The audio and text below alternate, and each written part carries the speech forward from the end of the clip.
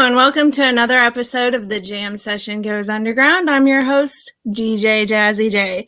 I have a very special guest on tonight's episode, and I'm very honored and delighted to have her here. She's extremely talented, a wonderful friend to me and many, and she is the queen of hair hats herself, Renee Yaworsky. What a nice introduction, Jamie. DJ Jazzy J. There you go. Thank you. And here's a hair hat. I got a really cool hair hat for you. Thank you for having me. Thank you. Thank you for being here. I'm very honored and delighted that you are here. I appreciate it. I am like so nervous. This is the most nervous. Everybody who knows me knows it all day long. I've been like, I'm just nervous. I don't get interviewed. And I want to do a good job for you. I was texting you before the show. I'm like, let me do a good job for you. I don't want to mess anything up. Oh, you'll do good. I have faith. Thank you. I appreciate that. I love you. So I guess like the first question is, I always ask like some of the same questions because, you know, I don't like to go by a script. I think spontaneous is better. But my first question would be, when did you start in the music industry? When did you first like pick up an instrument, and what age were you? Well, my mom is a psychologist, and she believes that music education is really important for brain development. And so when I was 2, she started me with Suzuki lessons with the violin and then piano. And Suzuki trains the ear before the sight reading. That's the method. And so I didn't really like the violin. I was okay at it. But I very quickly, around age 3, moved into piano and then eventually did the sight reading. And I just didn't do a lot of practice. So I remember at some point, even though I was good at piano, I was a toddler. But I know at some point, like, it was embarrassing because I wasn't doing my homework. I wasn't practicing. So I stopped with the formal lessons. But after that, then I took clarinet lessons in school. I liked that.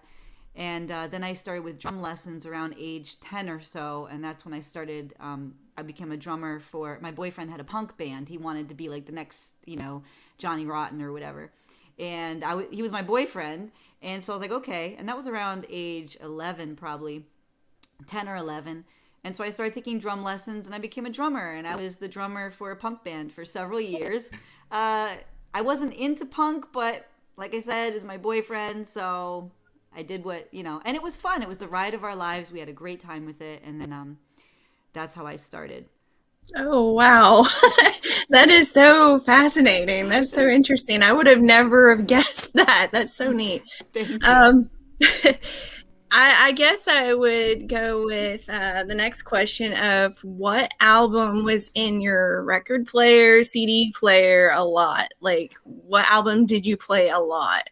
Oh my gosh. There were so many of them. My parents were big Beatles aficionados. They were really into the Beatles, and they were into all the solo projects. So we had a lot of George Harrison at the house. We had a lot of Ringo Starr at the house. My mom didn't like Paul McCartney, so now to be a rebel, I'm a huge Paul McCartney fan with Ram and everything he did with Wings, and my mom just hates it, She thinks it's like too schmaltzy. So the way I rebelled was I became a Paul McCartney fan. But yeah, stuff like that. And I really liked, my dad was an oldies fan. He loved the oldies. So, Fleetwood Mac and James Brown, though, like everything that came out of there. And then later, when I got a little bit older, I became obsessed with Graham Parsons and I became obsessed with Otis Redding. And when I moved to Georgia, I made all these pilgrimages to Macon just to visit all the places that Otis Redding was at. I have a picture of me standing next to an Otis Redding statue. I was obsessed, man. I would play that over all of his records over and over and over again. Same with Graham Parsons. Country, R&B, I loved everything. I also loved rap. When it came to a certain age, I loved Tupac Shakur. I was obsessed with Tupac Shakur, which is like, weird because I was a suburban white girl. But I feel like he really tapped into a lot of the human experience. So, oh, wow. Big That's Tupac very fan. interesting. I'm a huge Tupac fan. Yeah. That's great. That is great. Well, a lot of people wouldn't guess that I sing heavy metal music I because, know, right? Seriously. Seriously. That's why I felt like I could tell you that. I was like, tell her about Tupac, Renee. She can handle it. yeah, me being a jazz guitarist, who would have thought heavy metal singer? Right. No, but I love that about you is you're so eclectic, I feel like good Oh, music is good music, right? yeah, Exactly. exactly. um, who would you compare your musical style to? Like, what musician would you compare your style to? Well, I'll tell you what other people say is I get Mazzy Star a lot. I get a lot of Mazzy Star. What are some of the other ones? Bob, text me in there some of the other ones because Bob always says different ones too. Um, but Mazzy Star is like the number one thing. And I did listen to Mazzy Star. My boyfriend at the time, Edison, who became my drummer when I went off and did my own solo stuff, he introduced me to Mazzy Star, and I get it. Like she's that whole experience is so great. But a lot of echo, like when I used to record, I love doing echo and reverb, and I love doing all that shit, and it's great. So that's probably the number one thing. And Stevie Nicks sometimes, I guess it's kind of similar to that. And then Lars Nagel, I'm going to just say this. I'm going to say this. This is like the pride of my life, which is Lars Nagel. After I played the first BLT show on KMH, he was like, "You're more of a Carole King songwriter, aren't you? You're not a it wasn't Liz Phair that he said. It was one of those, but he said, you're not one of those. He said, you're not a Joni Mitchell songwriter. You're a Carole King songwriter." And I just glowed. And I think of that every day because I'm like, yeah, I'm a Carole, because I do hooks and I do melody and I do like more of a pop feel. I like the formula of a pop song more than a sort of meandering Joni Mitchell feel. I love Joni. I love Leonard Cohen. I love all that stuff. But for me, when I compose and when I perform, I really like that. I like that hook to be in there. Um, how do you create a song? Like, what is your songwriting technique? Mm. I see that John just put in there Carly Simon. Thank you, John. Yes, I love Carly Simon. She's so good. Another hook writer. Right? So my process is I know the Beatles were very deliberate about how they did songwriting. They would be in the studio. They would create songwriting sessions. They were very intellectual about it. I'm more of an inspired songwriter, meaning I kind of wait until I get a melody or a hook in my head or an idea in my head, and then I play with it. I can start from a lyric and go into a melody, but usually I have a melody that I go with first, and then I write words to go along it most of the time. Um, what would you tell people like who are trying very hard to get into the songwriting process? Like they can write poetry, but the melody is hard for them to get down pat. Like what would you tell them? I'd say first of all, listen to a lot of the greats. Even if you start off doing a lot of cover songs, that's cool. I wasn't, this is another Lars Nagel shout out, but he always said he didn't do a lot of covers because he wasn't technically proficient enough to play a lot of the songs that he liked. Well, the same thing with me. I wasn't technically proficient enough on the guitar to do a lot of it. But if you are, I think that can be helpful to play other people's songs, and then eventually you start kind of tweaking it. There's only 7 chords, so there's really only so many options that you can do anyways. But start playing around with melodies, get something in your head. Paul McCartney had Yesterday as a Dream, and he called it Scrambled Eggs. He just woke up with da da da da da da da da da da da, and come up with a melody and sing. This is kind of me lifting from Vic Chestnut, who was a great songwriter from Athens, Georgia. But Vic Chestnut said, just sing about your daily life. Not everything has to be a hit. You don't have to have a lot of pressure on yourself. So sing while you're doing the dishes and be like, I'm doing the dishes, and come up with something catchy. For me, I still think that there's value in a hook and in a catchy feel. I love songs that get stuck in my head, and I think that's Phil Oakes called it musical brainwashing. If you can get someone to sing your songs, anything you say in it, he was a political activist, and so he loved, there would be like an earworm with his political message in it.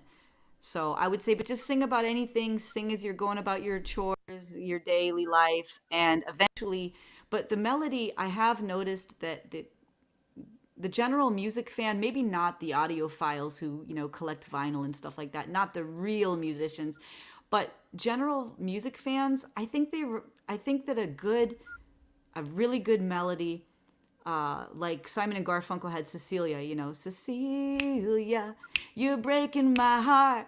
Yeah. That just gets stuck in your head, and really whatever lyrics they had sang, honestly, I think that would get stuck in our head. So just play around with melodies. There's only 7 chords. There's only 7 notes, really. And you can have fun in those spaces. But just find out what gets stuck in your head. And even if it's annoying, a lot of the most awesome songs ever are actually kind of a little annoying. But they get stuck in your head, and that's a good song. Yeah, exactly. That's really great advice. Really great advice. I know for me personally, I have not played the guitar in a long time, and I'm trying to get back into that. And I've said it numerous times, but for me, it's easy for me to just pick up my ukulele and play around on that because it doesn't feel so intimidating. Yes. Smaller instruments. Although the ukulele has their own chords, I know you and Sylvia, you do it. And I have a ukulele, but man, to remember the different chords, I think to me, sometimes it's more complex. So congratulations that you can do that. That's a real musician. I love it. I was like, my ukulele, it's travel size guitar. That's how I see it. Bring it with you anywhere you go. It's bite sized. I love it. I want to learn how to play it. I'm going to learn at some point. Yes. Please make sure we like and subscribe to this channel. It's very, very important. That is very helpful tip right there. There you go. Yeah. If you could play with any musician, living musician, who would it be? Like, who would you want to perform with? Well, gosh, there's so many fucking amazing people, right? I mean, it's crazy. Honestly, I will tell you this. I will be honest. I think Tom Cheshire, out of all the humans that have ever lived, all the humans, and I'm talking about everyone from the Beatles and up, but just Tom Cheshire has incredible stage presence. Mm-hmm. You haven't seen the video for Burn It Down that West End Motel did. I encourage everyone to find it on YouTube. I have that thing on repeat. Every time I need some motivation, I put that on. But really, anytime Tom Cheshire goes live, whether it's with West End Motel or anything that he's doing, he puts his heart and his soul into everything he does. So what I would love is I would love to be like a backup musician. If I could see the back of Tom Cheshire on the stage and I could be back there doing rhythm or drums or singing backup or something, that to me would be like the career leveling up that I would want, because I can't think of anyone. I'm talking about Michael Jackson, Elton John, everybody. I can't think of anyone that has his on-stage chemistry, the way he connects with his audience, with his fans. I mean, he goes right down, touching them, looking them in their eyes, and he embodies what he sings about. He's so authentic. He's fucking amazing. Go out there and just find you some Tom Cheshire. I would be beside myself if I could ever share a stage with him. So that's on the bucket list for sure. Yeah, I don't blame you. Yeah, I mean, I think we all have that fantasy, right? I think we all have the Tom Cheshire fantasy. I agree, 100%. I'm putting it out there. Yeah. Do you see yourself as more of a lead guitarist position or a rhythm guitarist position? Definitely rhythm, because we got John Phipps is running this show, and he's one of these guys. He knows how to do single notes and all this. I'm not good enough. I never got proficient on the guitar. I never studied the guitar. It really was something that I just used as a vehicle to be able to write songs and to be able to perform live. And so I'm not that good at it. So for me, I can only do the rhythm, but you'd be surprised how much you can get done with the rhythm guitar. So if somebody's not proficient at the guitar or whatever, I encourage you, just learn some chords, learn the 14 chords, the majors, the minors, and just learn them. And really you can play any song out there if you just know those 14 chords. I believe our director has a question there for you. I see you, JP. It's what's the next step you want to take in the world of guitar? Like finger picking, maybe. It would be great if I could Do it. I don't know that I can do I just don't know that I have that talent. I feel like there's a lot of hand-eye coordination or something going on there. I don't have a lot of belief in myself to get that done. I wish I did. My next step with guitar is probably, to be honest, the only thing I can tell you is that there probably is no next step. I would just like to be able to learn how to write better and better songs, tighter and tighter songs. I'm really inspired by songwriters like Corey Lynn Green. The songs that she writes are, oh my gosh, and so I feel like a lot of my songs in the last year are just like trying to write a Corey Lynn Green song or a Tom Cheshire song, people like that. Lars Nagel, another amazing epic songwriter, Diane Call, trying to do songs like what they come out with. That's really how I'm going to push myself as a guitarist. I'm probably not going to be a great guitarist, but I'm okay with that. I'm one of these musicians who knows a little bit about each of the instruments. That I feel good as a musician. I don't feel great as a guitarist, but that's okay. I think I was in the same position that you're in, like when I was in college, because I was a rhythm guitarist and I had gotten thrown in some lead guitarist positions because I did Godspell. I was in the music. Oh, wow. That's awesome. So awesome. Like I get where you're coming from. I think what helped me was the fact that I was going to school for recording technology, so I had to learn how to mic each instrument, so that kind of taught me about each instrument. But yeah, wow. I'm definitely not proficient in like guitar either. Like, but you're a jazz guitarist though. Like you're a jazz guitarist. So to me, you're like amazing. Whenever I hear the word jazz, I'm always like Thelonious Monk or whatever. And I'm like, that's real music. To me, I'm like, that's real music. You know what I mean? So I'm like, I'm not worthy of a jazz musician. Seriously, it's great. We just kind of make up chords, like, we play the chords that aren't on the page, as I like to say. Oh, I love that. That's so good. That's right. You do. That's so great. How did you learn guitar, by the way? I always wanted to ask you that as a jazz guitarist. How did you learn to play the guitar? Yeah. I learned at the age of 19 when I bought my first guitar. I kind of learned later in life, but that's okay. That's okay. I had a really good guitar teacher by the name of Dean Jones, and he is in a band in Florida. I'm going to plug him a little bit here. Awesome. His band name is Engine Zero, and he's an amazing guitarist. Like, he taught me so many things in a matter of months. Like, wow. So like, anything that you would learn in like 2 years time, he was able to teach me like the basics and beyond in like a year's time. Wow. I need him. Call me. He's a really good guitarist. He's an amazing guitarist. I remember one time a funny story, like, I said, I can't get the chords to this song. It is running me nuts. I don't want to play it anymore. It's The Entertainer by Scott Joplin. I couldn't stand playing that song anymore. Like, I'm done. I walked in there and I said, I don't get it. I don't understand it. And he's like, I don't care. And I was like, okay, good. If you don't care, can we move on to the next subject? And he's like, nice try. Nice try. That's a good teacher. A good teacher will hold you to the shit you don't want to do. That is a really good teacher. Exactly. Yes. Awesome. So I owe my guitar playing skills to him. He's an amazing guitarist, and I'm honored that I have had him as my teacher, like my instructor. That's wonderful. Shout out to him. Unfortunately, I have left the guitar playing field for good while, but I'm getting back into it. Yeah. And it's like riding a bike. It does come back to you. The muscle memory comes back. Yeah, definitely. Yeah.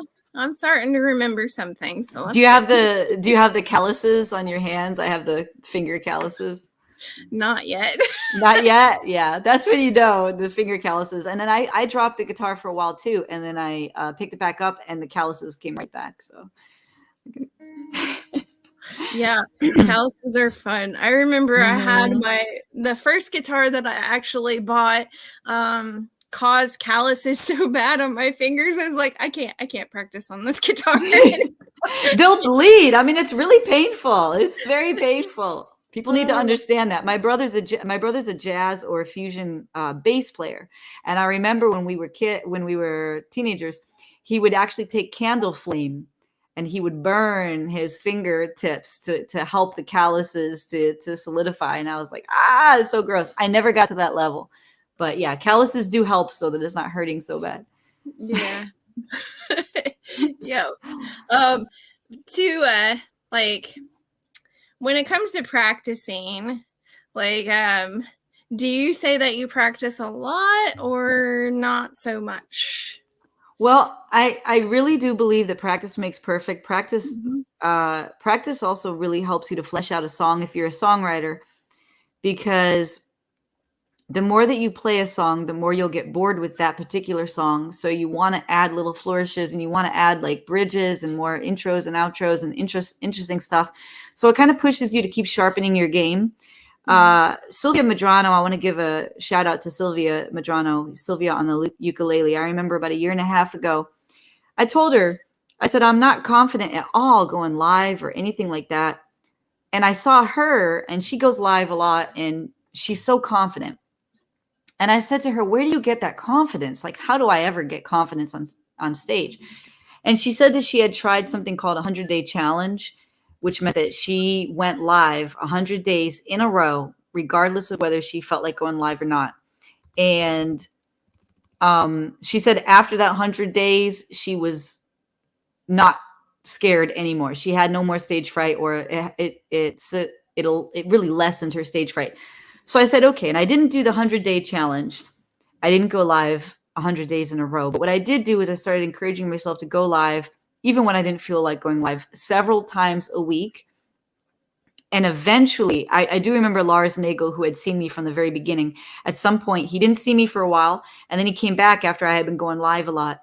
And he said, man, he said, buddy, you're doing like way better than when you started. And I'm like, yeah, because I actually am practicing. And for me, I didn't like practicing alone in a corner, but holding myself accountable to a live audience was the adrenaline rush to make me focus and to take it seriously. And I did get better. And then I lost my voice. I'm prone to laryngitis, and I lost my voice for a while and I didn't go live.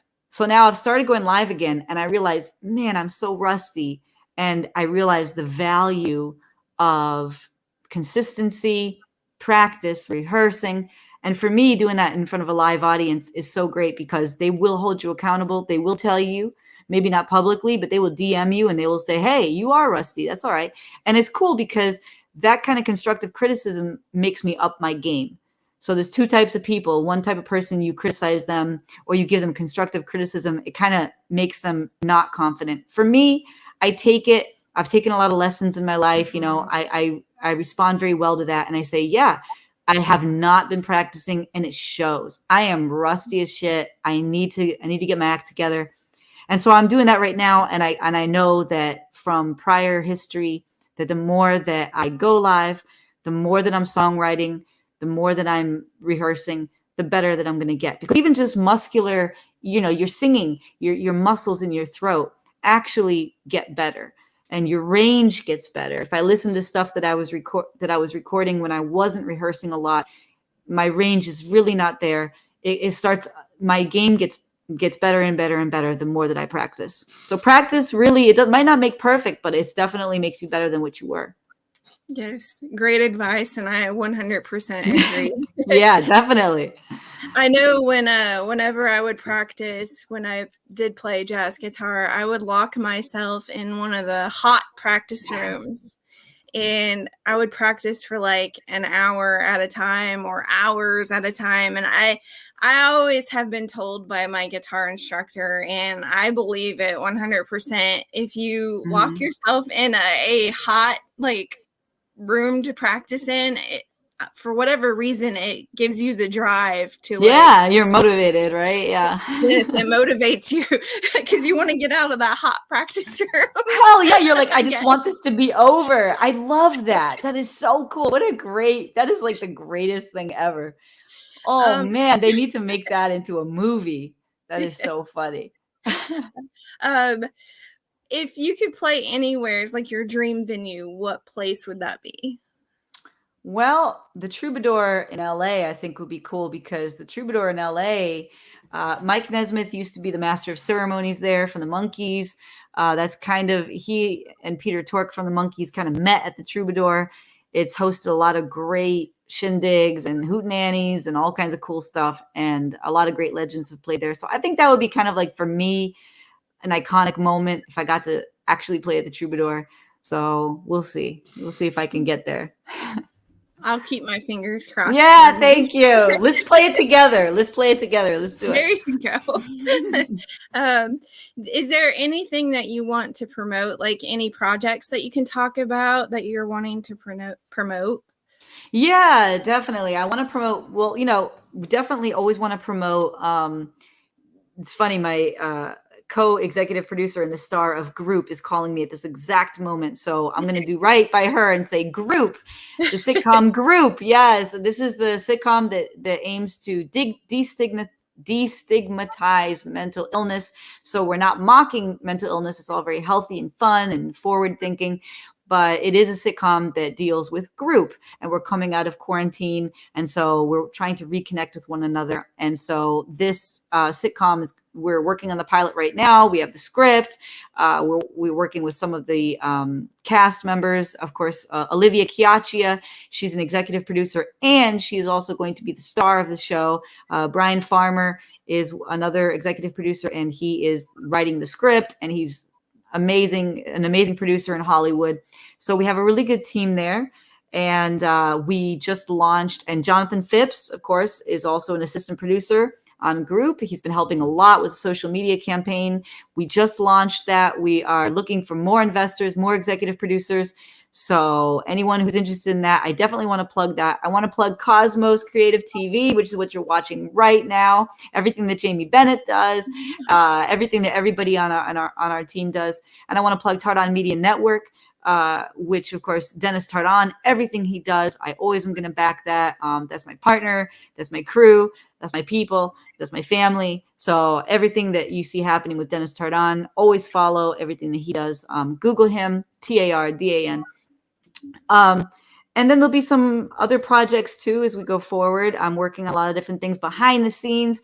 I don't have permission to talk about some of them yet, but I will definitely be plugging that. But I do want to always say KMH, SDF, all the stuff that they do over there, everything Lars Nagel does, everything Tom Cheshire does. Those people, those guys gave me whatever career that I have. Anything good I ever do in the world is because Lars Nagel, Tom Cheshire, they found me on this. I always say that they found me as roadkill on the side of the road. They washed me off. They dusted me off. They gave me some food and water and said, hey, you can do this.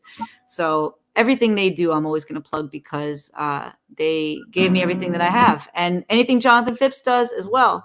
But he's kind of the top dog at Cosmos. So there you go. Those are my plugs for right now. Well, I know that there's a lot more. If I forgot people, I know I forgot people. Jeff Evans is making and selling shirts right now. So awesome. Christopher Duell at Quarantine Karaoke. Go and buy some merch for Christopher Duell. He's amazing. There's like a million people that are just so fucking awesome. And of course, everything I think I've already said, but Jaime Bennett, everything she does is amazing. Everything she does, she's a total rock star. She has like 3 shows right now on Cosmos. Well, thank you. Thanks for the shout out. Yeah, I mean, we're on your show, but yeah, definitely. We'll promote Renee too. She's there you go. Yeah, she's the reason I'm here. I wouldn't go that far. Jaime Bennett is like this incredible force of nature. You cannot stop her. I would love to see someone try to stop Jaime Bennett. That would be hilarious. Good luck to whoever that is. I'm like a bulldozer. I just plow my way through. You have chutzpah for days, girl. I will tell you, you inspire me daily. I see Jaime Bennett. I don't say it enough, but it's one of these things. I was talking about this today with Dennis, is like powerful women. Sometimes people don't check in on us. Sometimes people don't compliment us because they feel like we got it all together. You're one of those people, and I fall short of that. Sometimes I'm like, oh, I don't even think about it because I think you always have it together. But, powerful women need support too. So Jaime Bennett. So I'm there to support her. I always forget that you need support because you're so powerful. But powerful women do need support too. And yes, all in the, as Sandy D said, I love you, Sandy D, by the way. Everything Sandy D touches turns to gold, and she's amazing. We love her. She's our sister. And yeah, all the love in the universe is a novella that I wrote. Dennis calls it the thumb novella because I wrote it on my iPhone. It's a novel she wrote. She did a portrait of that. And Jaime did the portrait. It's too dark to see it, but it's down there. I have it always in prominent position. Jaime does everything. It's crazy. Oh, the new record. Yeah, Sandy is saying that. Yes, I am making a new record. So when that's available, hopefully people will buy it. That would be awesome if they did. Yeah. Buy her record or else. Buy it, please. I'll use the money for good. And Ukraine, please, if anyone has some money laying around, please send it to Razom for Ukraine, RAZOM for Ukraine. Yes. All right. Definitely. That's right. Yeah. So, like, is there anything else that you want to talk about before you play some of your music? Thank you. Well, I would like to say to everyone out there who's an artist who feels like maybe no one's supporting them. I know, artists tend to be in a weird zone where people feel passion for creating art, but sometimes because of financial reasons or because of their family or their upbringing, they feel like it's kind of almost a dirty little secret. Like, I can't really be an artist. I can only do it as a hobby. I'd like to tell those people, if you're in a place where you can take the plunge, believe in your art. And if you can't financially go all the way in, do it as a side gig until you can. Believe in yourself. Art is so necessary for the world. The world is going to come around and is going to start compensating artists. A lot of what Cosmos stands for is compensating artists. Artists have a place in this world. It has monetary value. The stuff that we give back to the world has absolute monetary value. So that's what I want to say. Believe in yourself. Look at Jaime. Look at me. Look at John. Look at Bob. Look at all these people. Believe in your art, and make art all the time, even if you're not making money for it. And I would say even especially if you're getting backlash from people in your life. Sometimes people who are not artists, they don't get it. They don't really understand it. That's okay. You're a member of the cool clan. We will take you in. There will be someone who will sponsor your art. No matter what art you make, there's going to be a fan for it somewhere. So keep making your art, believe in yourself. And if you have that fire in you, keep creating. That's the number one thing, is to keep creating. That is wonderful advice, and Thank you. I uphold it 100%. You embody it. You definitely embody that. Yeah. I try. Yeah. I know that, like I said, Renee and Jonathan are responsible for me having this show, basically, and I'm very thankful for them because, during the pandemic, I had lost my job at the vet clinic, and I've said that, before, but I'm an artist, and, I wasn't happy not doing artwork. Me being able to do this show and to do artwork has made me so much happier in my life. It's more fulfilling to me to do creative things and to do what I love. Right. Exactly. I mean, it just adds so much to the world. I mean, like, there's been so much research. If you Google like health benefits to music or health benefits to art, I mean, it uplifts the human experience. It uplifts the human soul. We actually need artists. It has an intrinsic value to humanity. So I know now we're into like a STEM thing where the engineer is king and all that, and they are. But and I would say artists have a lot to give back, and we need artists. I mean, imagine a world without music. Imagine a world without art. Imagine a world without film. It is hard. It's really hard. And entertainment also. I mean, there's art and there's also entertainment. Sometimes they dovetail. But entertainment is so vital for us to calm down people with anxiety, depression, and it also knits us together as a community. I love the community that we have built here. Tardon Media Network, Cosmos Creative, Kimono My House, Socially Distant Fest. Come on, these are some of the best and the brightest in the industry, and we're all together supporting one another. It's just incredible. I get to be on your show. I mean, come on, I'm getting interviewed. This is ridiculous. I can't even believe it. I'm like pinching myself. I'm like, where the fuck are you, Renee? It's crazy. It's crazy, you know. I tell the story of like me listening to "Burn It Down" by West End Motel in the middle of the night, and I'm able to reach out to Tom Cheshire, you know, the actual performer and songwriter, and say, "Hey, what did you mean by that?" And look, this is crazy shit, and it's amazing. It's so cool. So artists, you know, supporting artists. If you're an artist who thinks you need to compete with other artists or bring other artists down, I'm here to tell you, really, that's counterintuitive. It doesn't work.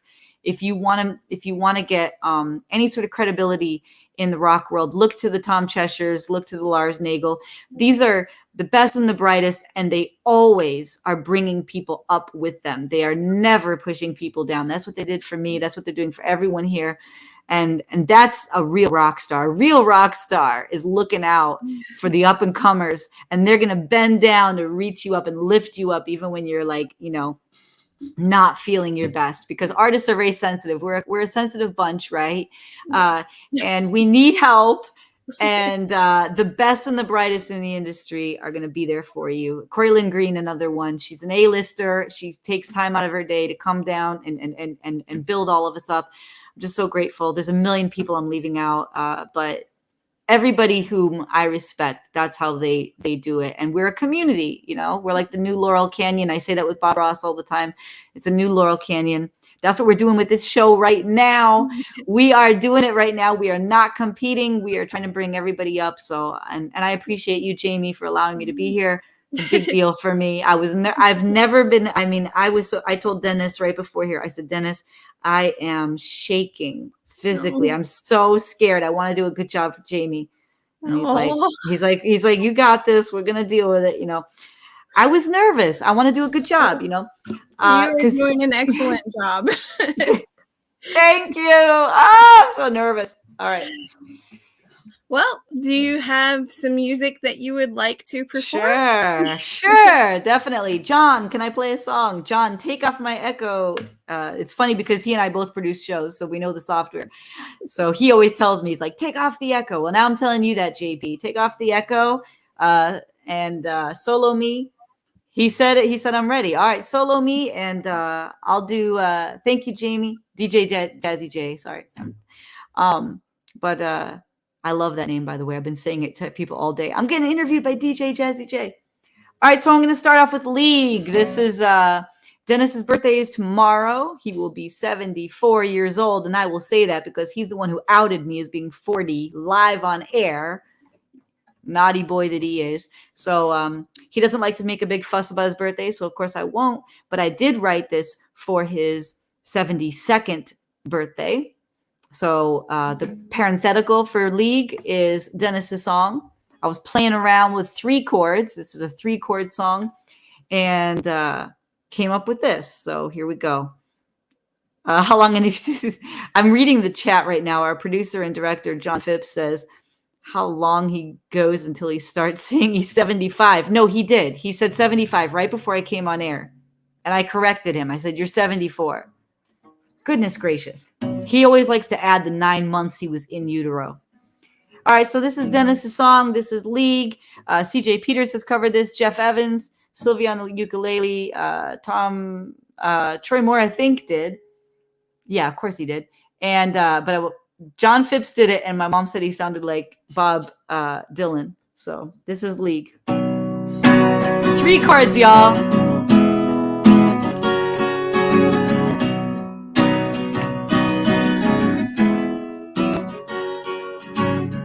I can't believe what they're doing to me.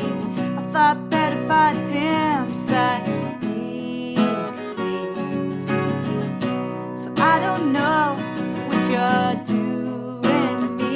I'm out of my league, yeah, yeah.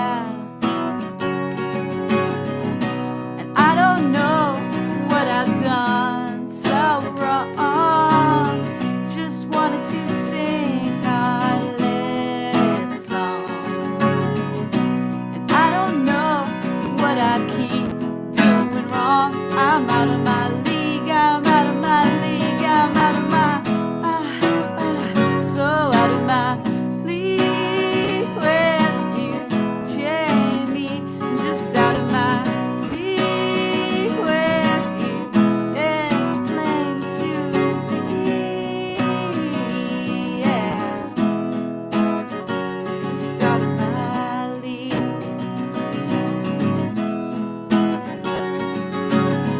You said some things I don't understand. A friend told me you got to take your stand. But you said some things that I don't understand.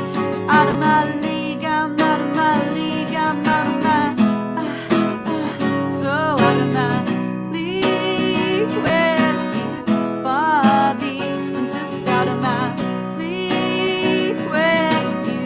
It's plain to see, baby.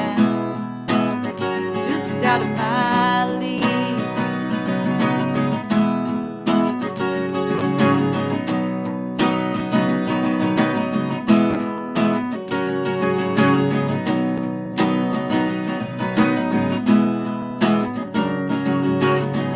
You said some things that made me sad.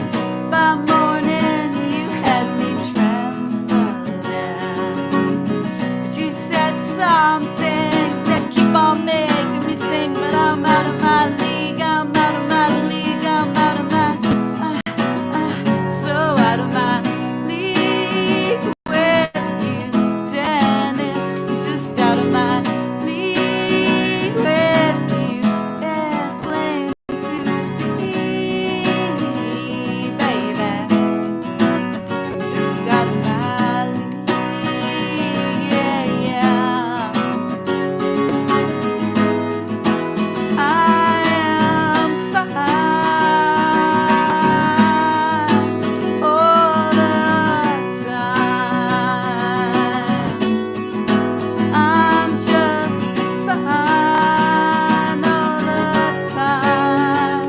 Oh yeah, oh baby, I don't know what I've done so wrong. I keep playing all our little songs, but I don't know what I'm doing wrong. I'm out of my league, I'm out of my league, I'm out of my, just out of my league with you, Jamie. Just out of my league, it's true, it's plain to see, baby.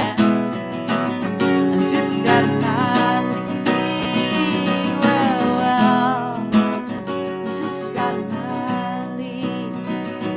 Oh yeah, just out of my league. Oh yeah, oh yeah. Hey, DJ Jazzy J. All right, thank you for letting me play that. Oh Echo wow, I love cancellation, that song. JP. Thank you. Thank you so much. That is a Thank you. great song. Do you want to tell how you came up with that song? How you wrote that song?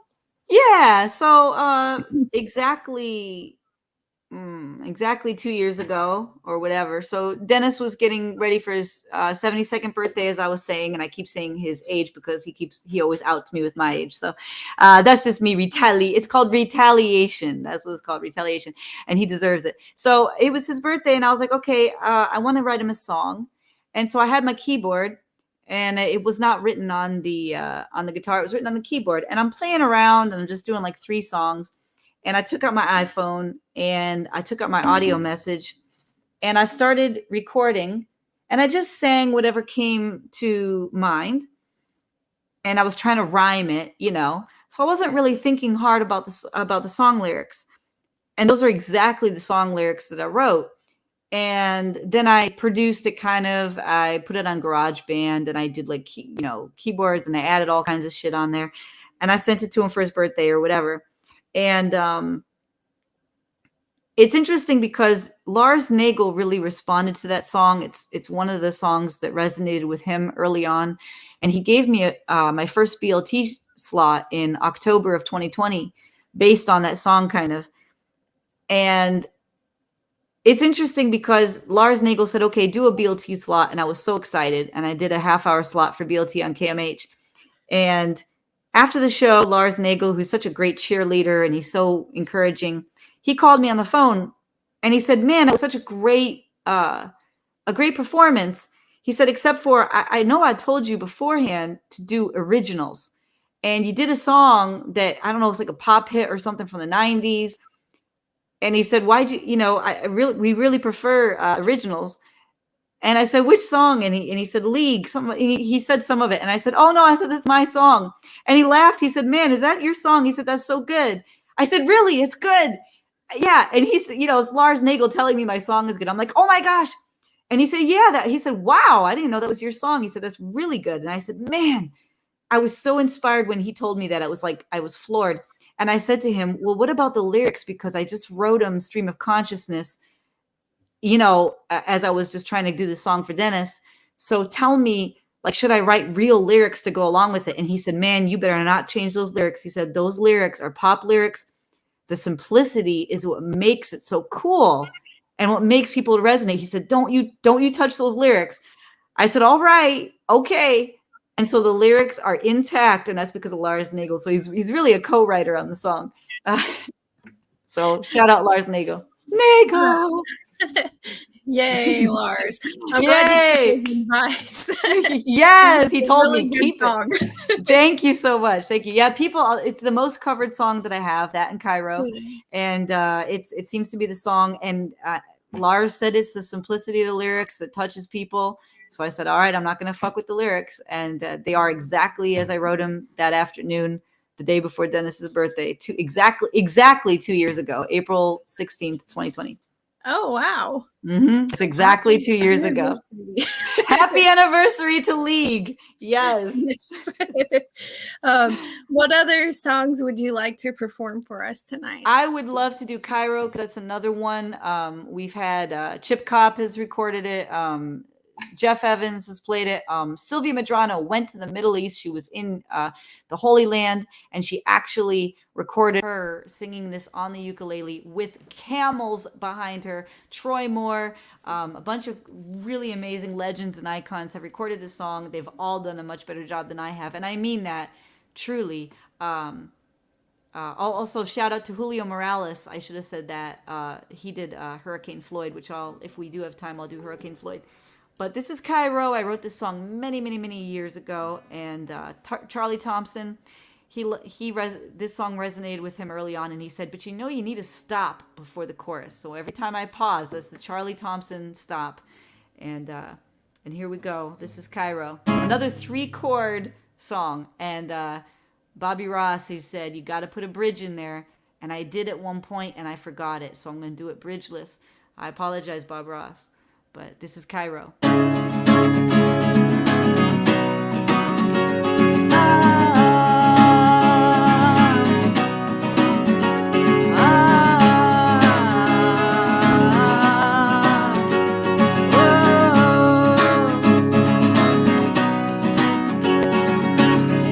Choices we make in a minute do not determine our wills. 100-degree drop, scorpions don't look to kill. Don't break, doesn't love.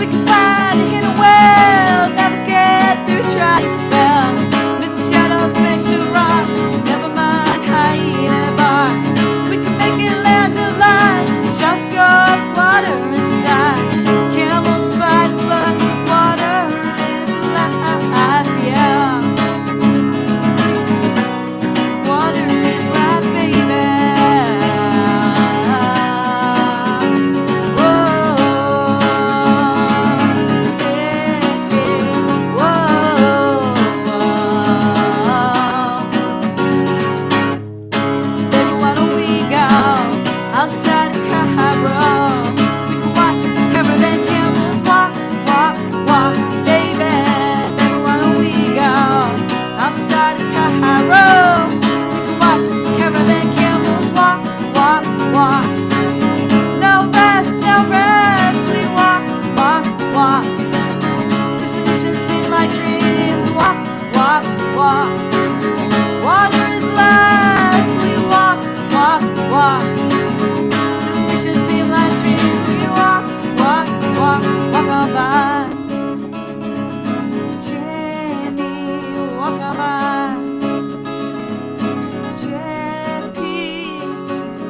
No rest, no rest. We walk, walk, walk. Destination tastes like wings. Walk, walk, walk. Chicken is life. We walk, walk, walk. Destination tastes like wings. We walk, walk, walk, walk on by.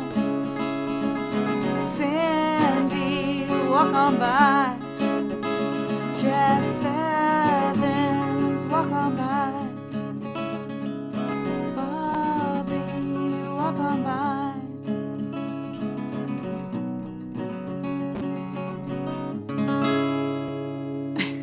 I was singing along to that in the green room. Thank you, Jamie. Thank you so much. I was seeing JP typing in the green room. It was so great. Yeah, Lars Nagel again. I think we should all take a drink every time I say Lars Nagel. But he famously was on his iPhone listening to a live concert. And I did Cairo, and JP knows this story. And he types, and I'm in Zaxby's right now, and I got you on speaker. Everyone's listening. And so JP, this is one of my favorite stories of all time. This is one of the best rock and roll stories of all time. And so JP's going, let's change the lyrics to accommodate Zaxby so all the customers could hear it. And it was like, destinations taste like wings, bok, bok, chicken bok. Is life. What was chicken what is was life? What we come up with? It was a whole zeitgeist of Zaxby's, and now I want Zaxby's. They do have the best chicken. Oh me. So for those of you who are some of you are saying in the comments, so I showed up late. You didn't show up late for nothing. No, you didn't show up late for nothing. We're doing 2 shows tonight for the price of 1 because immediately following this, we have Under the Influences with Bob Ross. I can see him there in the green room. He is charged up. He is charged up and ready to go. And we're not doing 2 separate streams. We're doing this on the same stream. So we will wrap up with this in a little bit. Pressure. And then then we'll have a brief intermission. And then I will get everything ready to go. And then we'll be A-okay. And there is Renee doing Charlie Thompson's favorite thing. Charlie Thompson only comes to my concerts to watch me text. And I'm usually texting Dennis. And he's like, I only show up for the texting. That's all it is. It wasn't Renee's music that hooked Charlie first. No, it was the texting. No, it was the texting. It's very calming to watch me text.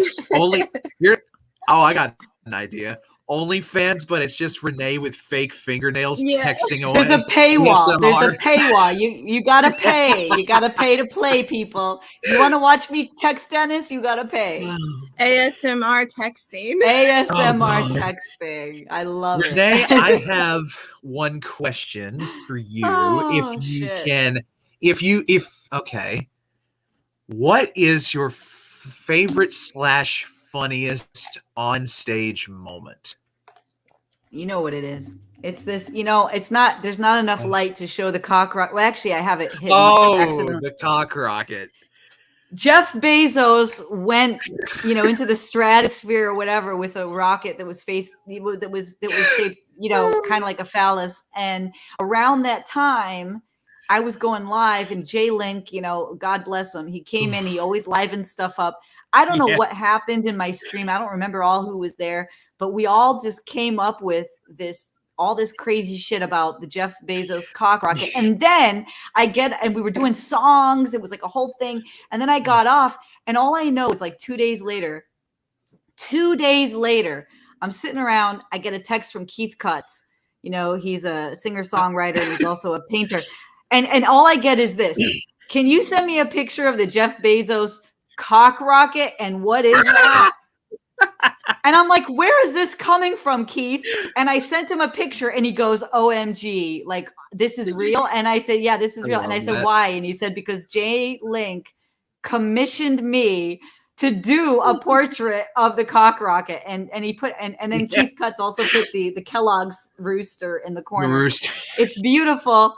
And so I have it back there. But anyways, that to me it lives in infamy. It was beautiful. Shout out J Link. Shout out Casey. I think I might know what comes in second in that regard. Behind what the is the second? Rocket. Click, click. You know what it is. Click, click. That's precisely it. And another one here. Click, click. Okay, so Jonathan. So let me say this. All right, we're hijacking the show at this point, but I do have to say this. All right. This show brought to you by Southern Comfort, by the way. Oh God. I was extremely nervous to do this show. I needed to calm my nerves. But here's the thing. So Jonathan, he was looking at everyone. If y'all go to IG and you go to @Poetic Talk Box, you're gonna find this guy's sexy selfies. They're the sexiest selfies that were. I mean, it's like you will just like crumble in embers when you look at this shit. He's crazy. So I don't know. I started like playing off that in the concert, and all I know is I came up earlier today, Jamie. I said that we have to do an annoying song that gets stuck in your head. Well, I did it, and I did this. Click, click. And another one here, click, click. And another one here, click, click. I'm Jonathan Phipps, and I take sexy selfies. And we all started doing it, and then we were all doing it. And like Troy Moore did a thing with it. It's like it took on a life of its own. And now I'm still in therapy over that. And I'm proud of that. When he posts those sexy selfies, I just write click, click. People write like Julio. He'll just say click, click, and we all know what it means. We all know. Oh God. My Instagram is only my selfies only look good on there because of the filters. That one there takes unfiltered selfies and gives everybody the vapors. And everybody knows what he does. And it's all live on IG, and you can see it @Poetic Talk Box. Just go over there. I'm just letting you know, if you're a woman, get ready to throw your panties at the screen. That's not true. That's not true. I'm getting you back, JP, because I was live on air with JP a few months ago, and he said, I forget what it was, but he surprised the crap out of me. He said something very crazy, and it made me laugh. So I just got him back. That's what I did. I know what you're talking about too. It was during No Icing, and I said, one of the things it was an arena. I know. One of the things I said about Irena was that she's the only woman to ever go to college on a full football scholarship. I remember you mentioned J Link earlier. I said we were doing a thing. It was a sketch, and Jamie knows. Jamie remembers. Jamie knows. Sandy knows. And Jamie knows. So he said. Holy shit. It's the only time I've ever been blindsided while I was live. It's the only time.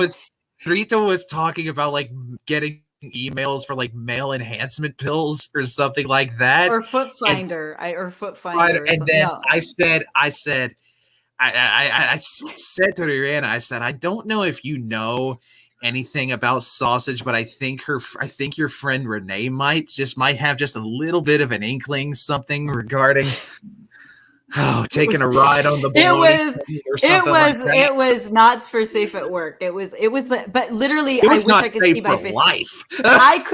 I wish I could see my face, because usually I roll with the punches. I'm never surprised. I did prison work. This dude knocked me off my horse. And here's the thing. I will take that moment of hitting Ray blindside. I will take that to my good. That is my crowning achievement in my 25 years online. Well, my crowning achievement is click, click. My hit song is click, click. That's what I'm going to be on my tombstone. At my tombstone, she wrote click, click. We're going to get Bob Ross up here. Where's Bob Ross? Come on now. Yes. Jamie, thank you. Jamie, thank you for having me. Jamie, thank you for having me on your show. It is a pleasure. I never get interviewed. This was a big deal. This was special. I downed so much fucking whiskey to get through this show. I was so nervous. I said, "Don't fuck it up, Renee. Don't you dare fuck it up." It took Dennis $5 to chug that bottle right now. Dennis Tardon had to hold it together for like an hour and a half before the show. He was like, "You got this." You did an excellent job. Thank you. Thank you so much for being here. I appreciate you so much. Yeah, I just wish that we had time for more of your music. No, it's fine. Trust me, the world has enough of that. Listen, there's more where this came from, because we will put the bow on this, and then in a minute or two, it'll be Under the Influences. So stay tuned. Roberto, get comfortable. Get your whiskey of your choice, and Southern Comfort. We'll see you in a few minutes. All right, bye everybody. Thank you, Jamie. Thank you, DJ Jazzy J. Oh, plug tomorrow. Plug tomorrow. The Shadows. Belongs to the Shadows. Yes, Belongs to the Shadows will be released at 8 p.m. tomorrow. Woo! All right. Yes. Jay Thompson. Yes. The Wine Snob. Wine Snob tomorrow. Yes. Oh, it's a busy time in the Cosmos verse. That sounded weird. But it's all good. And these two are just two of the ones that make it possible. Jaime, Renee, thank you so much, JP. Thank you, Jamie. Thank you. Viva Cosmos. Hey, what a show this was. And now we turn to Under the Influences. Am I going anywhere? Where am I going? How do I read? I'm not running the show. I have no control, people. I have no control. Jamie has no control. I'm just letting you know. He's at the helm. One of you two might have to co-host. One of you two might have to co-host. I'll co-host for like 3 minutes and then I gotta go. All right. Gotta go. So important things. So before we jump into this, that's my girl. I can bring her back up. DJ Jazzy J's got to stay here. Come on now. So what I'll do next is I will pivot into, if it'll ever come up, I will now pivot like magic into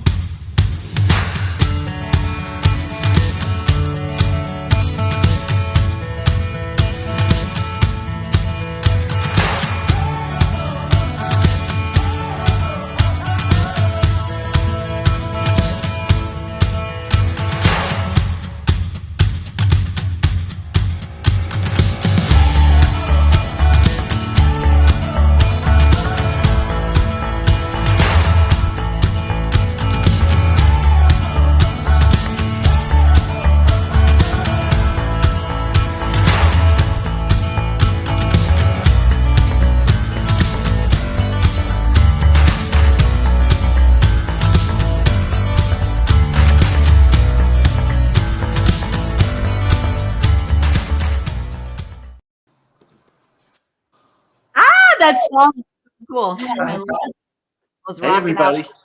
Hello. Hey, Bobby Ross. Hello. It's good to see you guys. Hey. Can't hear Renee now. You can't hear Renee. That's for the best. I feel like that's for the best. I feel like the universe did that intentionally. Oh, really? Huh. Well, I didn't like the universe's little trick there, so. Thank you, Bob. Gosh, good to see you guys. Me too. I caught most of you. Okay, go ahead, John. Yes, we saw you hanging around in there. And if you're wondering why it was a little bit awkward once the music ended, my internet was lagging a bit. So the intro was still playing, and I could hear Bob Ross. I'm like, oh no! But now everything is swell and dandy. So, as I said before, you are getting 2 shows for the price of 1 tonight. And it's the same link, everybody. It is the same link. And hopefully at least one of the people you saw beforehand, because I'm still not feeling 100%. So we are here, ladies and gentlemen, to talk. Yes, folks, we're talking. Yes. So Bob Ross and his love Yes, and in particular, the Fragile album. 1971 was 1971. a great year for music. It was a wonderful Yeah, it was an amazing year. So there it is. There it is. I love that album artwork, but yeah, I want to show a little bit of that at some point during the show. I absolutely love that artwork. Yeah. Well, the beauty of albums, and this is what I especially appreciate, is with albums, you have the opportunity to present art. And in presenting that art, you can't do that on a CD. You can't do it with a download. So I really love vinyl for that reason. But having said that, I listen to it a lot on YouTube. But this album, there's a very interesting story about it. Of course, in 1971, we all were introduced to the Fragile album, and Roundabout came out as a big hit, and it was just playing all over the radio. It was an amazing sound, and from a band that really up to then had just kind of, been in the backdrop of British rock. But this album brought open a dimension of music, especially headset music, where every sound, every instrument, every cymbal has its place around your head when you're listening to this music. I would suggest to anybody, if you're going to collect any vinyl, I would get Fragile. It's the best. I did make a lot of notes about the album, song by song, but I do want to mention the artists that actually are the gist of the album. I mean, the gist of this album, but the heart of Yes. Their band is basically five people. John Anderson, who's an amazing singer. Yes. He could be an opera singer. He's just an amazing voice. And Rick Wakeman is extensively trained in classical keyboard. And Chris Squire he plays the bass guitar like a freaking lead guitar. He does runs in songs that is just on a bass instead of a lead guitar. It's amazing. Steve Howe is again classically trained. He can play a Spanish classical guitar as good as anybody, and it's also displayed on this album. And then Bill Burford, one of the most dynamic drummers in the universe. He also drummed with King Crimson before, during, and after his time with Yes. And these bands intermeshed a lot. Their instrumentation, productions, it was almost like two sister bands in the studio at times. But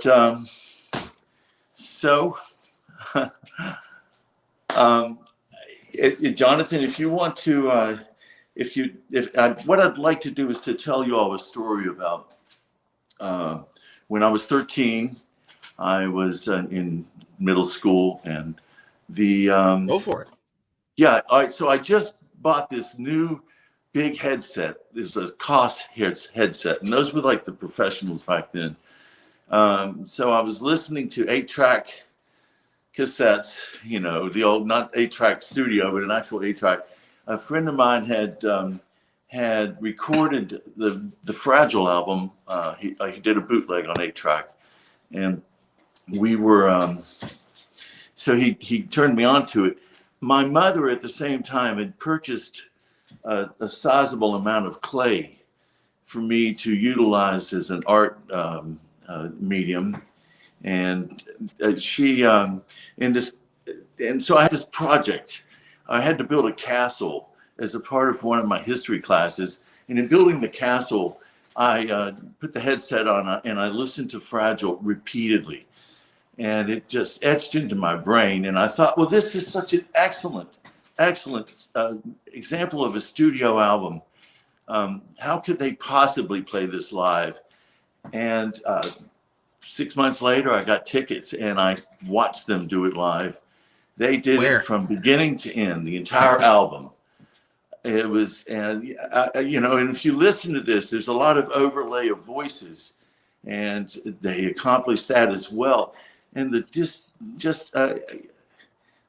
discordance that they have with timing, where they're in this conflict during their songs, where the guitar is playing in this one speed and tempo, and the rhythm, the bass, and the drums are grinding away at this very disciplined tempo, and they're intermeshing, and then the keyboard sitting on top, doing this, like lulling them back together, and then they crash together into this kind of change. It's a real change within the song itself. So anyway, I'm rambling a little bit about the album. Right. So let me ask you this: how did you first get turned on to Yes? Okay, so and when was this? It was 71. It was when Fragile came out, and Roundabout became top 40. It was like on top for quite a while, and it was such a dimensional sounding. It almost didn't fit with top 40. It was like the beginning of this fusion jazz classical instrumentation that was going on, and complex melodies and overlapping. It just, for me as an artist, it had a major influence. So 71, and that's when I saw him live. Where did you see him live? Where? I saw them in Charleston, West Virginia at the Civic Center. Wow. About 10,000 people. It was festival seating. And there was an aroma in the air. It was just, it was completely perfumed. The place was smelled perfumed. Vaguely of skunk. Yes. Yes, and it was, and back like, then, God really damn, I'm thirsty, and I don't know why. It probably had the munchies too, but that was just a part of everything back then. But I think if you really want to look at bands like Yes, Emerson, Lake and Palmer, Queen, these bands were influenced by the music of the centuries, of the European Baroque and classical guitar and the symphonies of Vienna and Germany. Their lives were influenced by that in a way that my generation and your all generations, we don't have that. That wasn't. It's like the influences have changed and isolated more. Renee, you leaving? I guess. Yeah, she had a meeting to Bye-bye. get to. But Jaime, Okay. if you have any questions, Jamie. please feel free to ask. I would probably ask you the favorite song off the album of yours and why. Wow, that's an unfair question. Because the thing is, and I will give you a favorite, but this album was designed with continuity from the beginning to end. There was a story being told, and there were certain characters that intermeshed in and out, what they wove in and out of the story. I think most people recognize Roundabout. It's not my favorite, even though it's arguably one of the best songs on the top 40 in terms of them. But there's, I really want to say, Heart of the Sunrise. It's the last song on the second side. It's let me bring my points up of this. But I don't really want to call it my favorite, but it's really a wrestling match. I wanted to point out. Look, old-fashioned. I took notes here. So today I was working on my taxes all day. So I'm punching in numbers and I'm listening to this album over and over and over. And when something comes in my head, I write it down. So this is what I wrote about Heart of the Sunrise. Truly a wrestling match where the guitar will slip in during the mellow breaks. The guitar just starts this. They're in this like da da da dum da da da dum dum, and it's the bass and the drums are just, and the organ's doing this intense building, and this guitar is over in the corner of your ear, and he's doing this fast little, and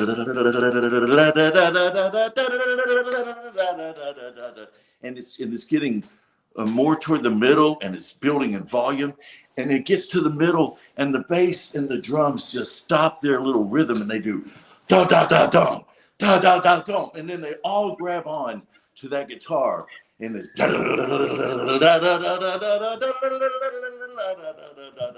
and it's just, and then they bring it back over and over back to this mellow point. So it's kind of like the song itself. It's like you're walking into a hurricane, and it starts out with a storm, and then it goes into this mellow eye of the storm, and it's beautiful and it's peaceful and everything's flowing, and then suddenly you're getting close to the other edge, and you can feel this wind coming, and then that's when the guitar kicks in and takes you back into the storm.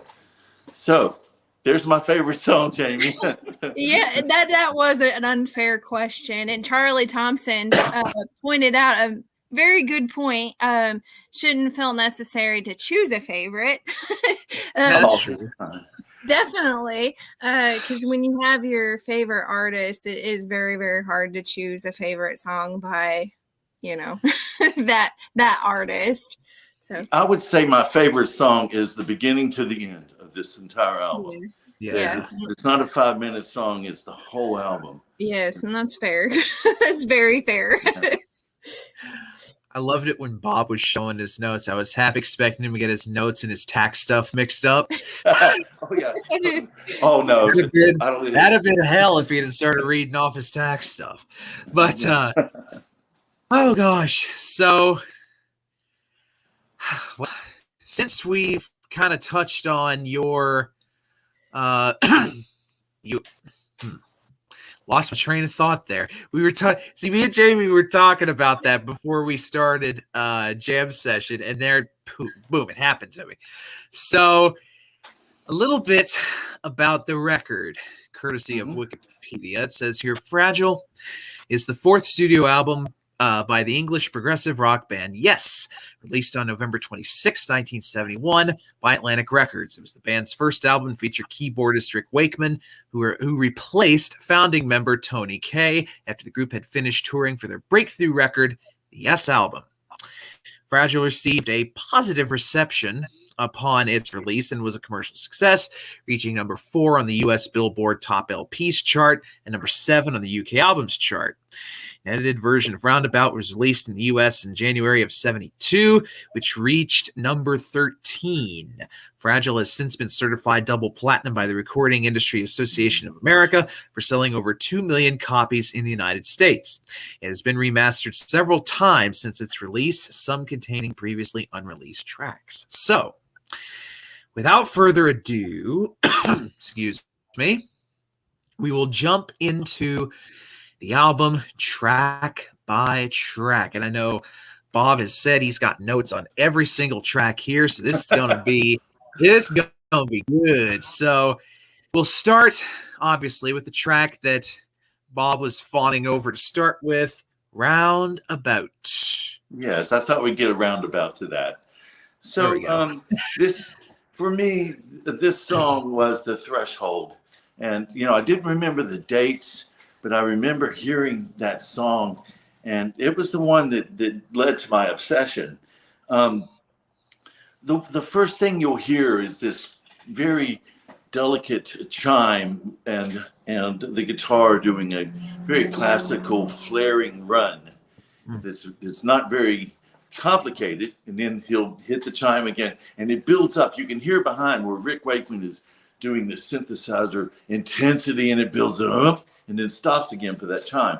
So this introduction is this kind of peaceful, where you're getting ready to ride, and the ride is amazing. The bass line in this song is just, I wish I could just da da da da da da da da. I mean, it's running a melodic line. It's very similar to the vocals, but it really runs the song. It guides the song, and every one of their songs, there's so many of them, are are completely, they're broken down into these segments, and they go from one episode to another, where you're stepping out of, like I was saying in the other song, you're stepping out of the storm and you're into the eye and the calmness. And they do this very effectively. I was looking about, when I was listening, I was studying Rick Wakeman a little bit, and he was talking about the Hammond organ he bought. He bought it in 1970. And the sound that you get is from his Hammond. Everybody wants that on their electric pianos, but you're never going to get it. It's just, it has to be that, if you will, old school type of sound to really do what he does. So the song really goes, I mean, the melodic lines, the story of the vocals, it's poetry. So it's not a really hard, clear storyline. You have to read it and interpret it. I mean, listen to it and interpret what they're saying. John Anderson is an instrument in his voice. So yes. A lot of times when he's singing, it's not about the words. It's about the harmonies. It's about the melodic line, the flow, the texture of the notes. So anyway, yeah. So I'm looking at my notes here. There's the instrumental. It's very primal in the middle. It just goes into this do do do do do do do do do do do do do do. You know, so that's that basis of the middle of the part, and it's a very tumultuous part of the song. It's flowing with this. And Jonathan, John, which is probably his name's Jonathan too, but John Anderson is singing this. On top, he's like saying, his words are saying one thing, but his meaning is saying, you know, this is a scary time. We're going to live through this. We're going to make it to the end. It's kind of this feeling like they're in this dangerous moment, and then it just breaks into this final a crescendo, which brings it back down to that classical guitar, and then it fades off into the run. A beautiful song, just well built, amazing. I'm just laughing at some of the comments here. Some of the people are saying, I didn't know it was blending into a second show. I was waiting for the notification. Oh, gosh. Yeah, that's one of the fears I had about doing these back-to-back on one stream. But the folks are here. Lorraine is here. Hi, Lorraine. Lorraine. Hi, Charlie. And Charlie is still here. And a lot of people. Sandy's still here.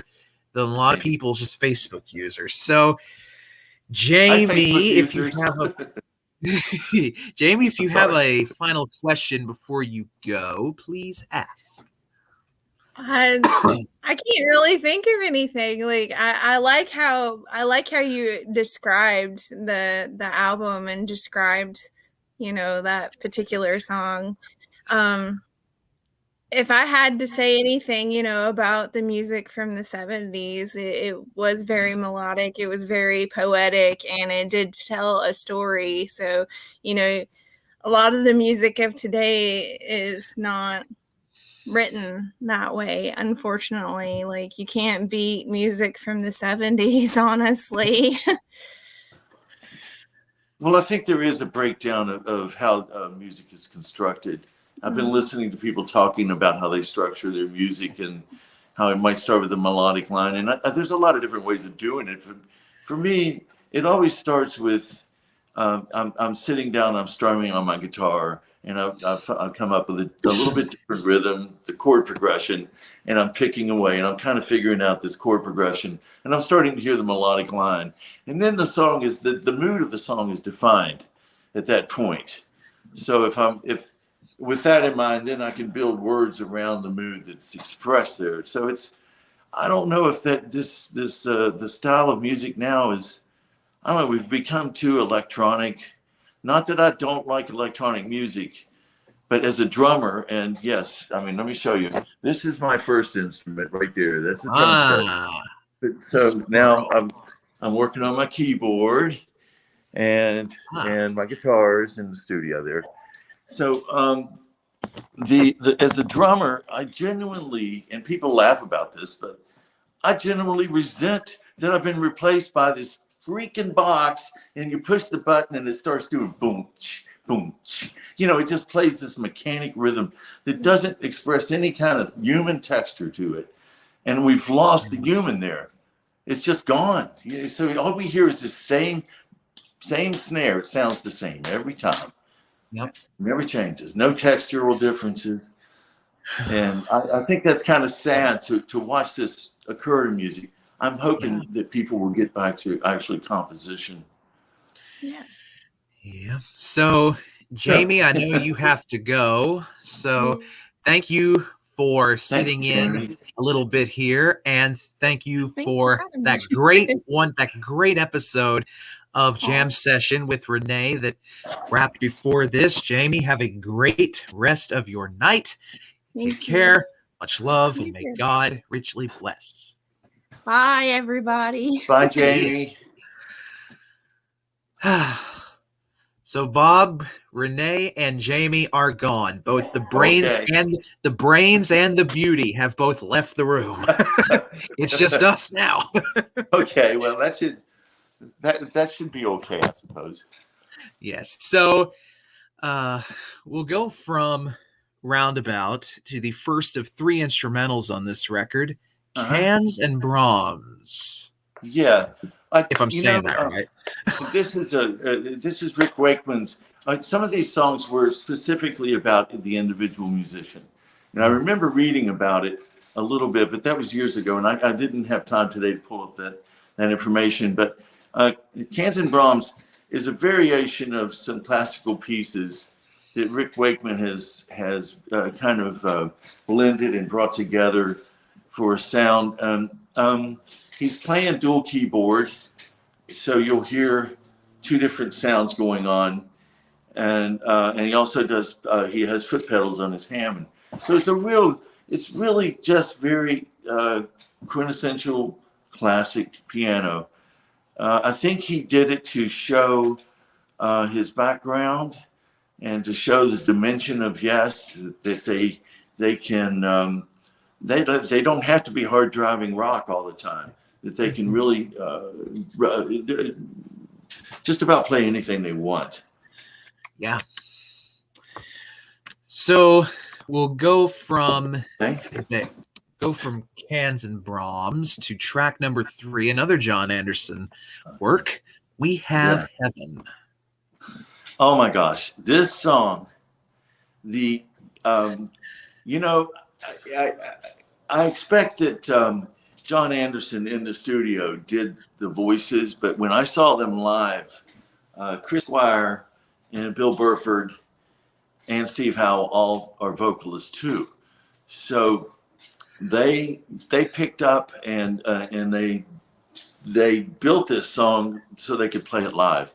But when you listen to it, it's John Anderson texturing over himself, and it's all these little stories. I think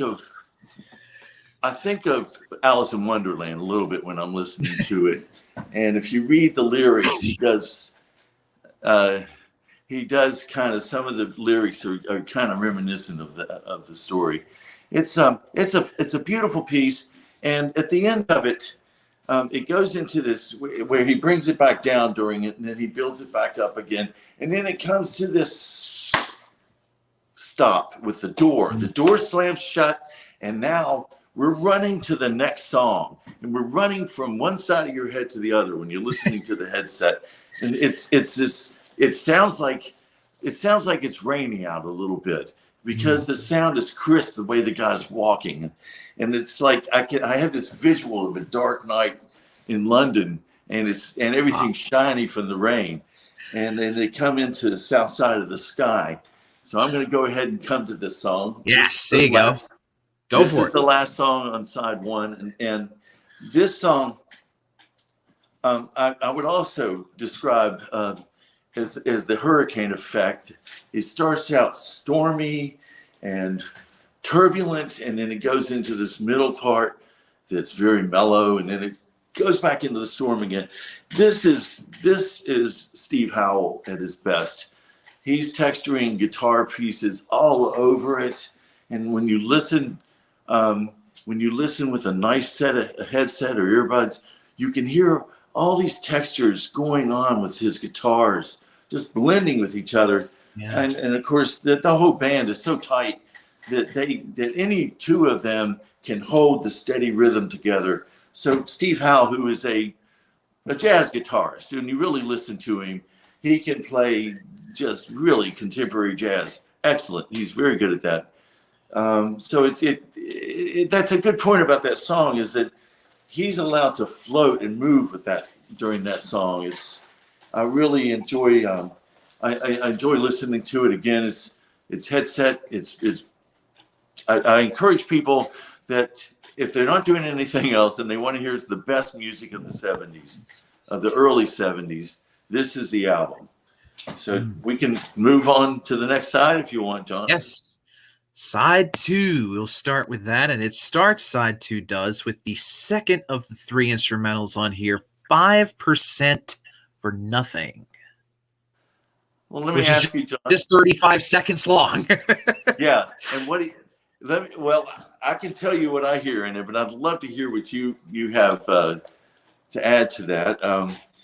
This song is it's disjointed.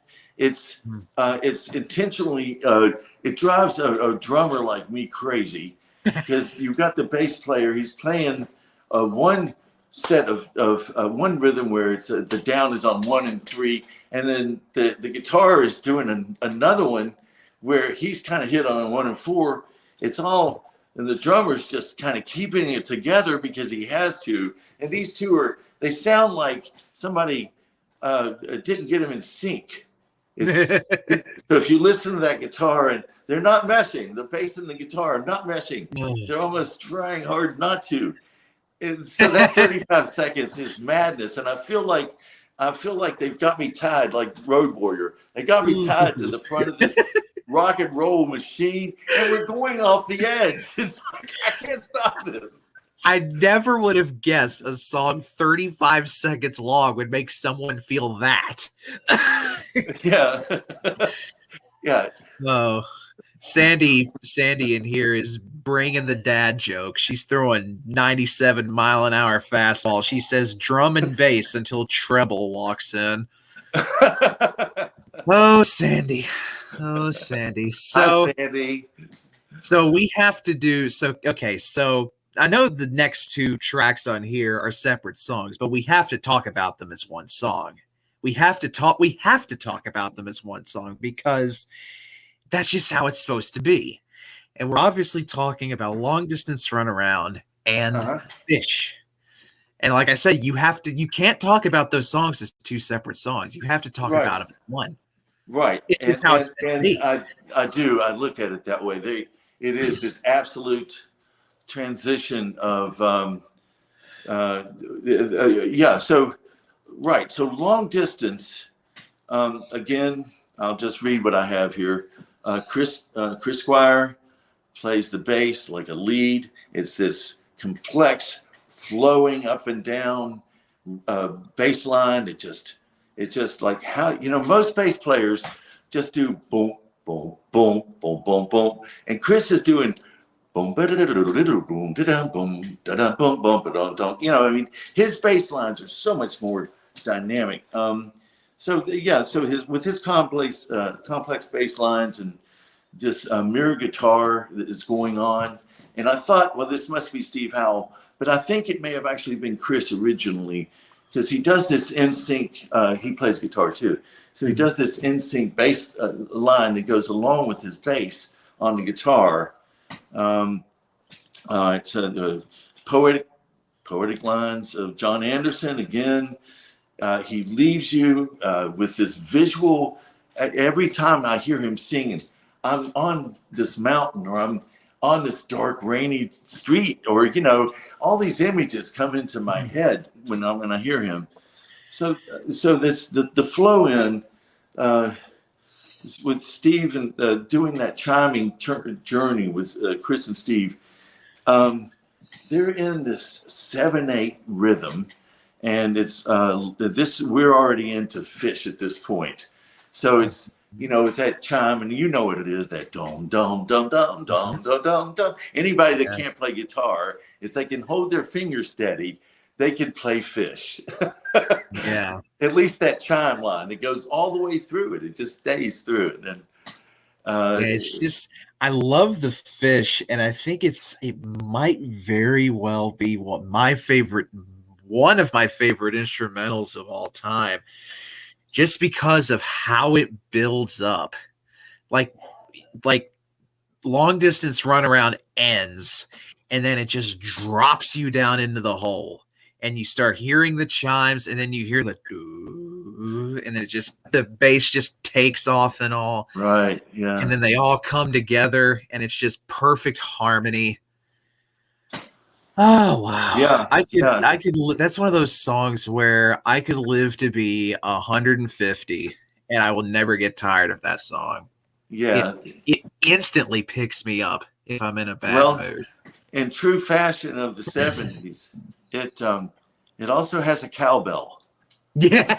Yes. You know, and that bass line,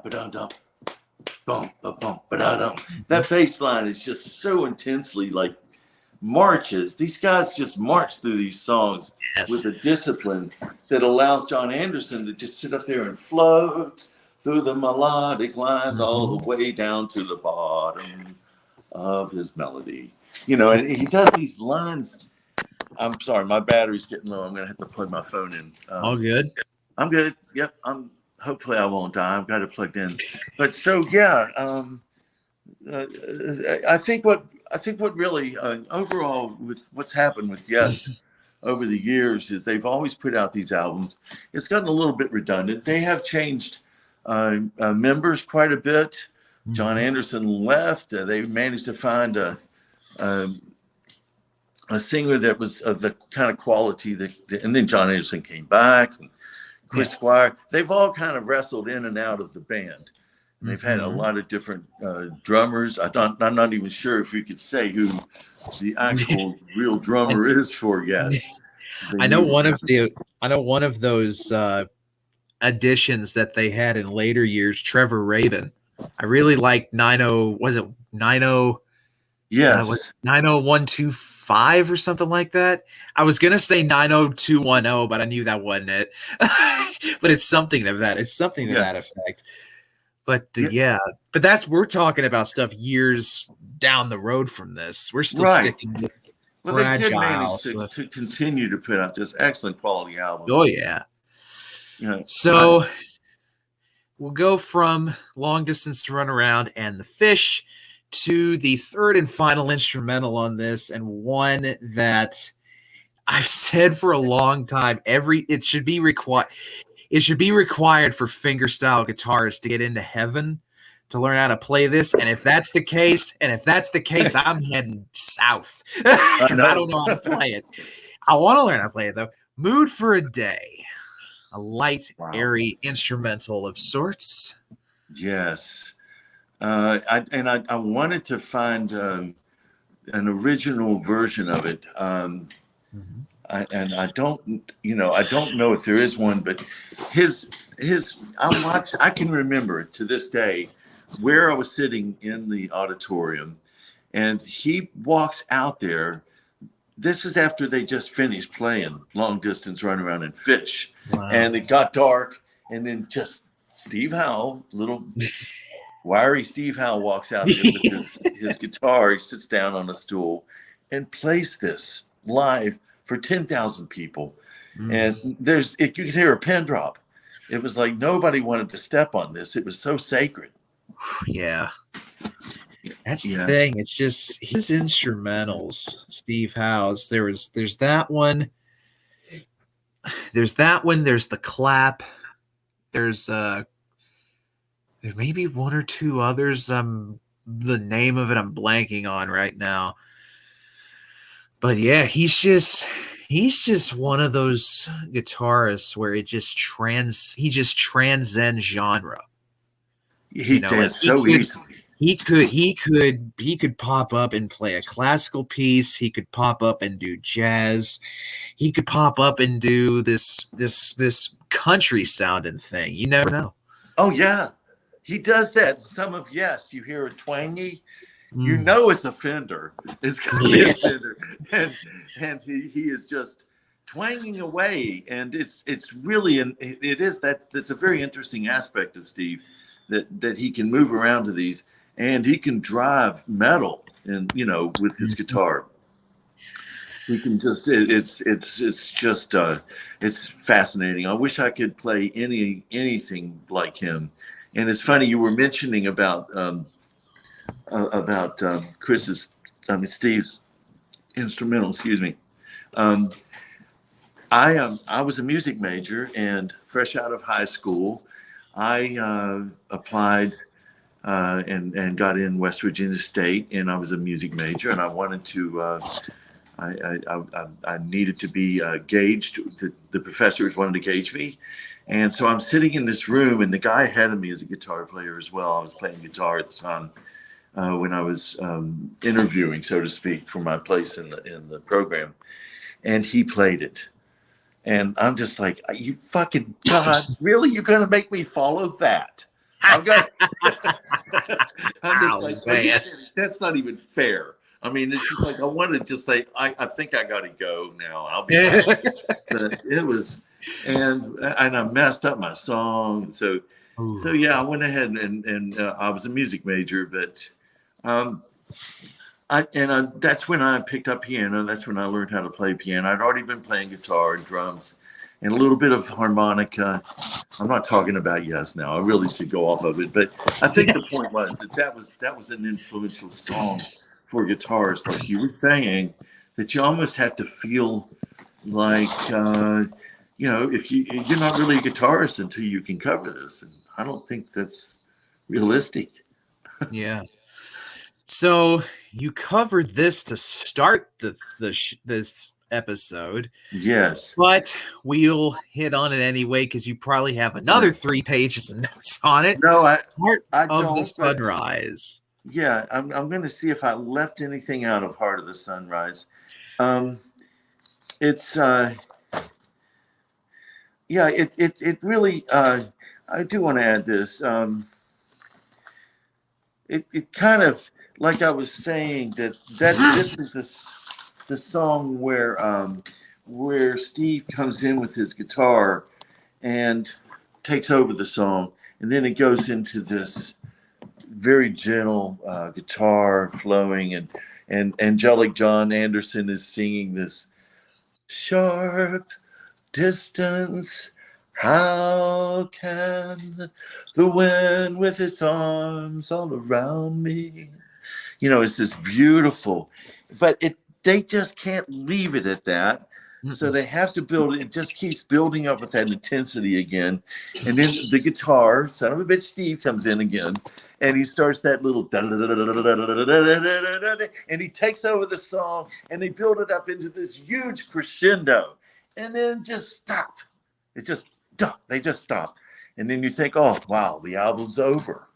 And then just a few seconds later, the door opens up. And again, we are back on Heaven. And the second song of the first side. I'm so sorry, I've lost my notes here, but it just opens right up to John Anderson doing all those vocal overlaps, and then that fades out. And it's just like, that's the continuity of this album, is that they just keep bringing little suggestions all through the songs. That this is a journey. It's not just a single one song. So many albums, they have 1 or 2 good songs, and it's a bunch of fillers that, and they're under pressure.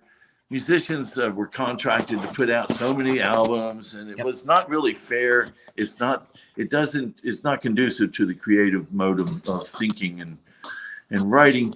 But I think Yes was so prolific that they didn't care. They just pumped them out one after another pretty easily. So to close out this jam-packed stream, tell a little bit about, you said a little bit about what Yes has meant, a little bit at the beginning of this, what Yes meant to you, but ever since you first found them out over 50 years ago, how has their music and their evolving sounds impacted you? Well, it set the bar way high. And then it just set me up for utter disappointment because the 70s turned into a cocaine fest. And it also turned into, which is not, it was horrible to watch happen. And I'm not going to disco, but disco just became, it's a dance music. That's all it is. Yeah. It's not like brilliant production or anything. So I think there were about 72, 73, the band started getting a commercial formula for playing. And so yes, set me up for disappointment to the rest of the industry. But I held on to it. And I always, when I'm writing songs, I'm thinking, can I bring in some dimension to this song that's reminiscent of the influences that Yes had on me? Not any one particular instrument, because I play just about everything that Yes plays to my own degree. It's just how can I overlap? And I'm so excited. And again, with my new studio, I'm going to just show this. It's not that new. I'm still waiting on my mini Mac, but this baby right here, I'm trying to show it to you and see if I can see it. Can you see it, Jonathan? Yeah, I can see it. Yeah. All right. So I love this. Oh, I'll just sit here and look at it like, oh, my baby. And I'm really going to be able to track the way I've always wanted to build songs. So yes. So what are the influences? I mean, geez, that's it's everything. Every instrument they play, I'm influenced by the way they play it. Bob, thank you for coming on and talking about Yes, or Fragile by Yes. And thanks to Jaime Bennett and Renee Yaworsky for opening up this doubleheader. This was a bit of an outside of the box idea, and I didn't know how well it would work, having 2 hour-long-ish shows back to back, but I believe it went pretty well. I'm happy about that. We had a lot of great music conversation. We had a lot of fun. We had a lot of laughter, and we had a lot of comments and love shown, which I'm very, very happy about. So, Bob, have a wonderful rest of your night, as well as all of you out there that have watched and commented and reacted and shared and everywhere else. Oh, and next week on Under the Influences, we have Sandy Dean Grand, our San Diego representative, coming on the show. We did have her on one time before, but we had a little something goofy happen. So we decided it was only fair if we gave her a redo, and we'll be talking about Bob Marley. Ah, yes. Doing a complete 360 from this week to next. We go from Yes to Bob Marley. We go from prog rock to reggae, but that's why this show is the way it is. It's a musical chameleon, and I cannot wait. Bob, thank you again for coming aboard. Thank you to Jaime and Renee for opening up the doubleheader. And as always, thanks to you, the fans, for showing your love and support. Without y'all, we are nothing. So have a wonderful rest of your night, wherever you might be in this wide world of ours. Take care, much love, and may God richly bless you all.